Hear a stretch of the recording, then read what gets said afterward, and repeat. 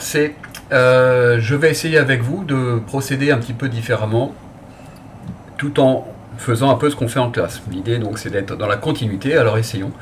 Je ne peux pas écrire tout ce que j'écris ordinairement en classe sur le TBI, qui permet de le faire. Là je suis avec une souris, c'est pas pratique du tout. En revanche, je peux quand même attirer votre attention sur des procédés, et c'est à vous de prendre des notes.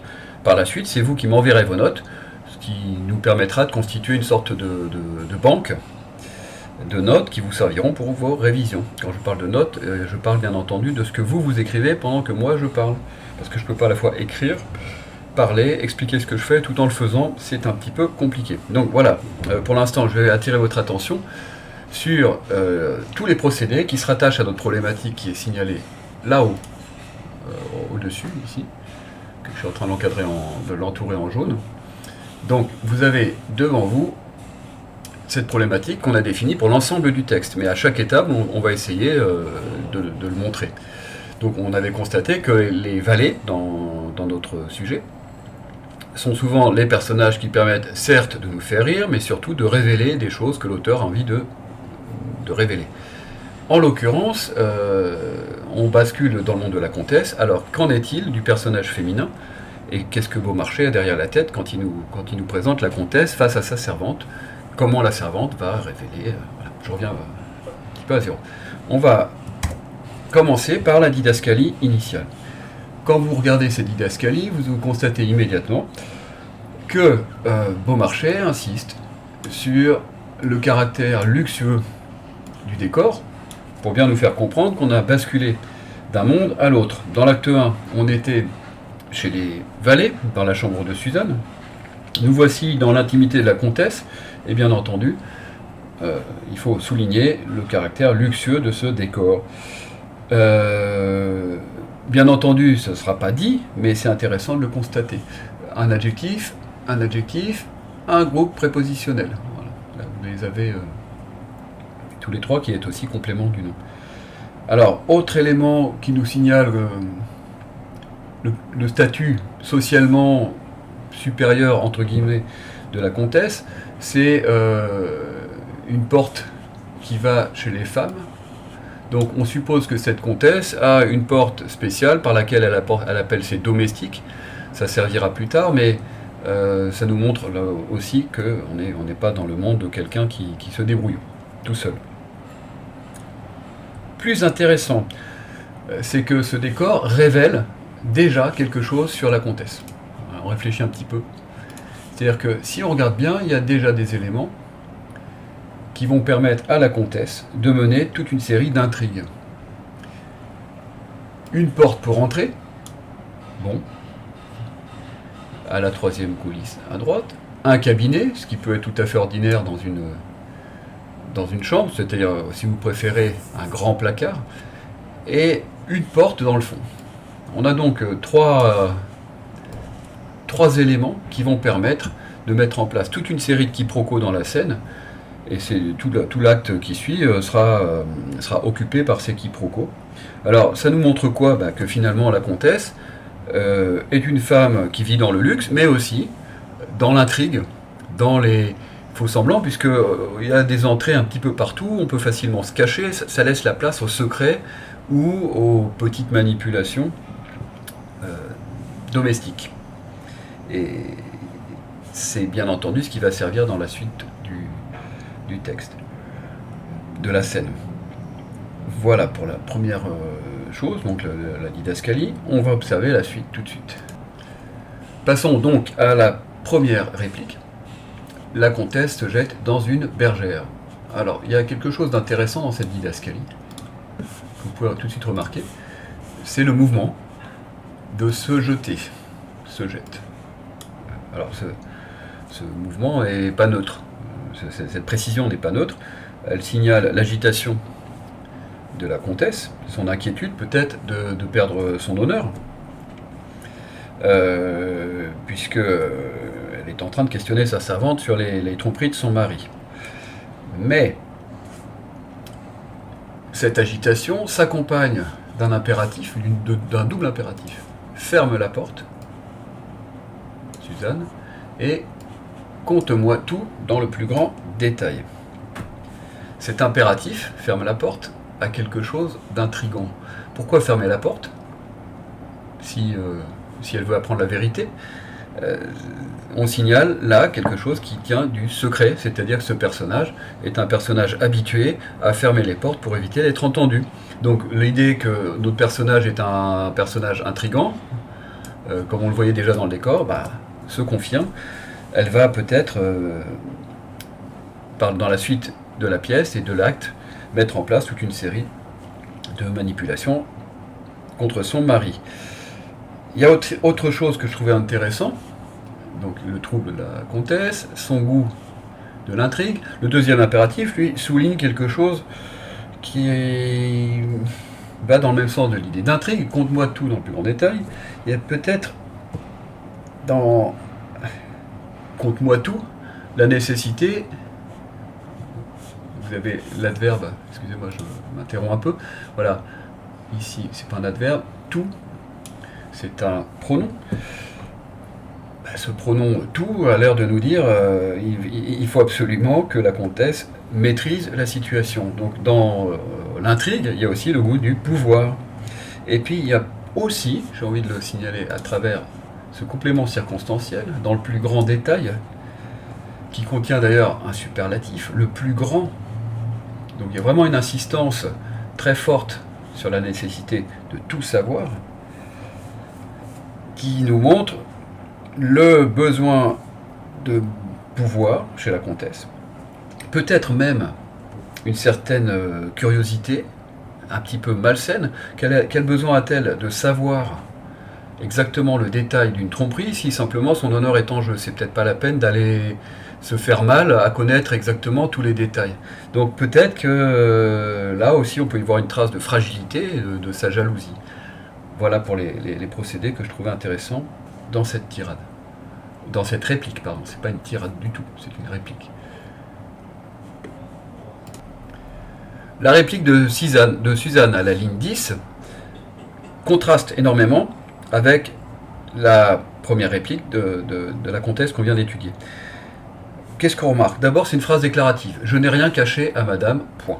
Donc, cette déclaration nous permet de voir chez Suzanne un certain calme, une absence de colère, qui contraste avec ce qu'on avait vu juste au-dessus, c'est-à-dire le mouvement de se jeter dans la bergère. Bon, elle parle calmement. D'ailleurs, vous avez vu dans la mise en scène que je vous ai montrée, Suzanne reste immobile et calme.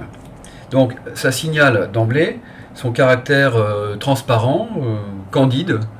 Elle s'oppose, bien sûr, dans son comportement à la comtesse. Il y a des éléments qui nous signalent un hors-scène. Je vais faire une petite flèche pour vous montrer ce à quoi je pense. C'est-à-dire que quand elle dit « je n'ai rien caché à madame », elle fait référence à quelque chose qui s'est passé entre les deux actes sans que nous-mêmes n'ayons pu le voir sur scène. On parle donc de hors-scène, c'est-à-dire qu'elle est venue trouver sa maîtresse pour lui dire que son mari avait tenté de l'approcher dans sa chambre, etc., etc. Donc ça signale bien sûr la sincérité absolue de Suzanne par rapport à sa maîtresse. Donc une servante sincère, candide, s'oppose à une manipulatrice, si je caricature un tout petit peu. La sincérité se marque également par la négation, qui est totale. Je n'ai rien caché à madame. Donc si elle n'a rien caché, il y a lieu de la croire. On remarque en plus de cette sincérité le caractère très respectueux de la servante, qui appelle sa maîtresse par son titre, madame, et qui est donc tout à fait à sa place de servante, dans la stabilité de la servante, qui est dans son rôle, à tous les niveaux. La réplique suivante, celle de la comtesse, nous montre à nouveau un personnage émotif qui s'exclame « Quoi ?» qui se questionne, donc la modalité exclamative, la modalité interrogative signale bien entendu les émotions un peu incontrôlables de la comtesse, la femme trompée, donc sa fragilité affective. On constate également à travers la question qu'elle lui pose « Suzon, il voulait te séduire », vous remarquerez d'ailleurs que c'est c'est du registre familier, puisqu'il n'y a pas l'inversion, mais on est au théâtre. On remarque donc à travers cette question qu'on est au milieu de l'aveu. L'aveu a commencé juste avant, et la comtesse, en fait, finalement, a probablement attiré Suzanne dans sa chambre pour qu'elle lui raconte le détail des choses.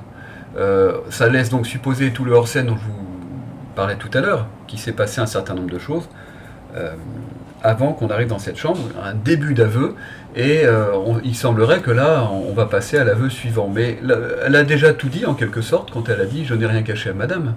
Donc on arrive bien au milieu de l'action, on appelle ça une scène in medias res, n'oublie pas le S, in medias res, qui veut dire au milieu de la chose. On arrive donc au milieu de cet aveu.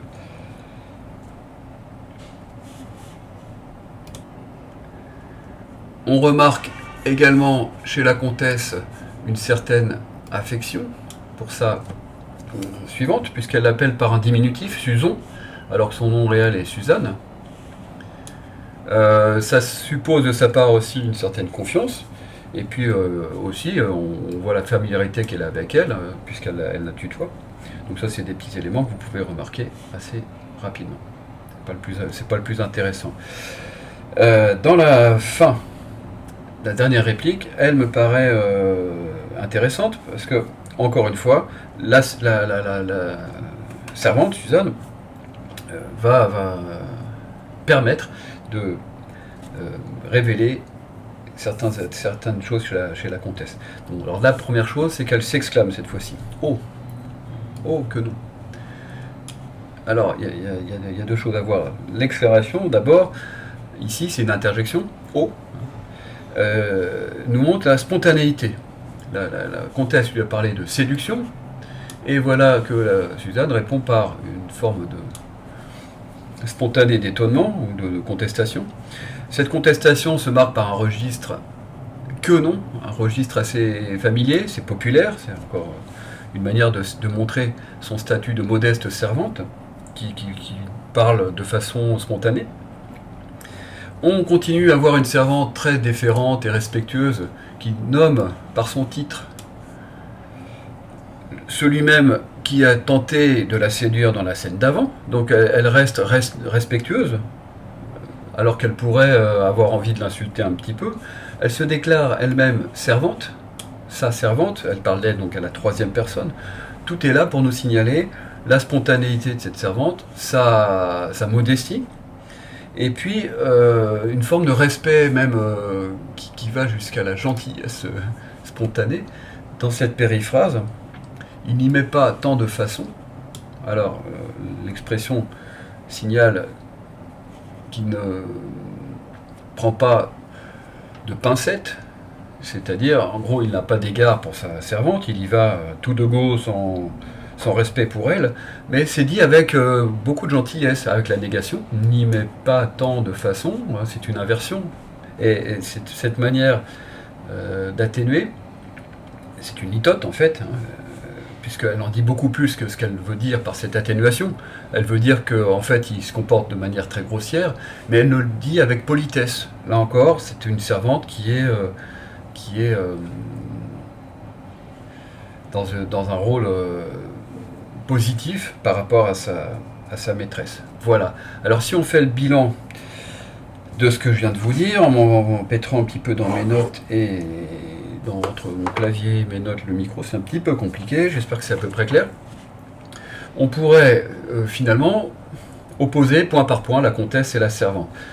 D'une part, une comtesse qui montre son émotivité, qui montre son sens de l'intrigue, parce que elle cherche à tout savoir, et aussi son goût des apparences et du pouvoir, qui laisse supposer une manipulation par la suite, et la suite, bien entendu, de l'acte nous révélera sa capacité à mentir, tandis que la servante, en tout point, se montre systématiquement candide, modeste, respectueuse, spontanée, sincère, indéfectible, incorruptible dans sa gentillesse.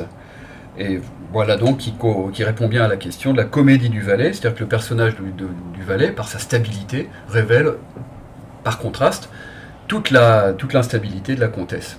Et derrière, qu'est-ce qu'on voit? Ben, aussi, bien sûr, une critique de la noblesse, c'est-à-dire finalement une femme noble, c'est une femme qui est affolée, qui cherche des histoires, et puis qui cherche à préserver les apparences, et qui cherche aussi à gagner un certain pouvoir, le pouvoir que lui ont laissé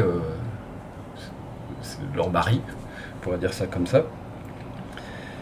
Voilà donc qui répond à la question de la problématique pour cette première partie du texte. Voilà, j'arrête ici pour l'instant pour voir si, pour tester avec vous dans un premier temps, avant d'aller plus loin, on va prendre le temps d'écouter vos réactions et d'avoir des retours de votre part sur ce qu'on propose. Voilà, on doit vérifier à chaque fois que vous avez bien regardé, pris des notes, fait ce qu'il fallait faire pour continuer à travailler sur le programme. Voilà, j'espère que vous allez bien quand même. Et à bientôt, j'envoie ça, je ne sais comment. On va voir ça tout de suite.